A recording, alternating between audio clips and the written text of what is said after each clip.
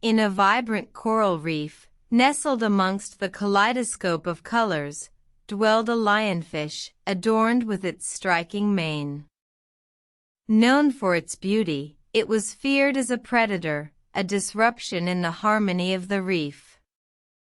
One day, a small, timid fish named Dory, who was no match for the lionfish, found herself trapped in a net.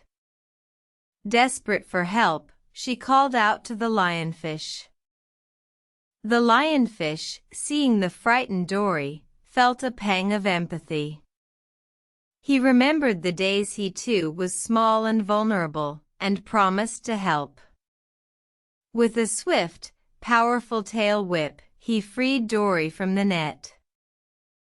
Dory, grateful, asked the lionfish, "Why did you help me when others fear you?"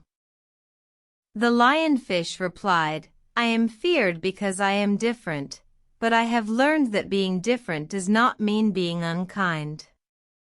My strength is not meant to harm, but to protect, to ensure that the reef remains vibrant and alive."